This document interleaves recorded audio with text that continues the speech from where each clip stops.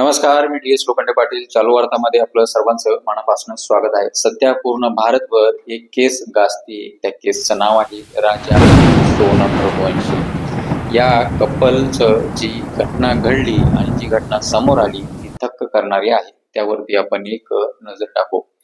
सोनम आणि राजा यांचं लग्न 11 मे 2025 रोजी झालं. लग्न झाल्यानंतर हनीमूनला जायचं ठरलं. हनीमूनला ते 20 मे 2025 ला मेघालय येथे रवाना झाले. तिथे रवाना झाल्यानंतर 2 दिवस त्यांनी तिथे काढले. 23 तारखेला हे कपल गायब झालं, म्हणजे संपर्काच्या बाहेर गेलं. संपर्काच्या बाहेर गेल्यानंतर फॅमिली परिवाराकडनं शोधाशोध सुरू झाली. त्यानंतर 2 दिवस ते पुन्हा संपर्कात आलं नाही. त्यानंतर 2 दिवसानंतर म्हणजेच 25 तारखेच्या आसपास त्या कपलने एक स्कूटर भाड्याने तिथे घेतलं होतं. ते स्कूटर सापडलं. त्यानंतर पुन्हा शोधाशोध सुरू झाली. ते थेट 2 जून 2025 रोजी मृतदेह सापडला कोणाचा, राजाचा. त्यानंतर मात्र याची शोध मोहीम एक मोठ्या प्रमाणावरती आणि फास्ट सुरू झाली.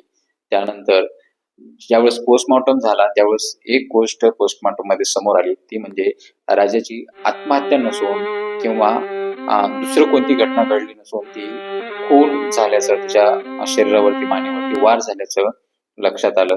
त्यानंतर याची शोध मोहीम एक मोठ्या प्रमाणावरती सुरू झाली. त्यानंतर पुढे 7 ते 8 दिवसानंतर सोनम रघुवंशी उत्तर प्रदेशमध्ये गाझापूरमध्ये भेटते आणि तिला रिमांडमध्ये घेतल्यानंतर सत्य समोर येतं. तिनं तिच्या मित्राच्या साहाय्याने राजाचा खून केलेला असतो. ही कायम आणि करणारी घटना सोनम रघुवंशी आणि राजा या कपलमध्ये घडलेली. यामध्ये एकच मुलीसाठी मेसेज आहे की मुलींनी जर समजा आपला साथीदार, जोडीदार पसंत नसेल तर तिच्या आई वडिलांना तिने कन्व्हिन्स केलं पाहिजे. तिच्या आई वडिलांना तिने समजून सांगितलं पाहिजे. कारण तुमच्या एका चुकीच्या निर्णयामुळे एखाद्याला कायमचा जीव गमवावा लागू शकतो. यावरती आपलं काय मत आहे आपण कमेंट बॉक्समध्ये कमेंट करून नक्की कळू शकता. धन्यवाद.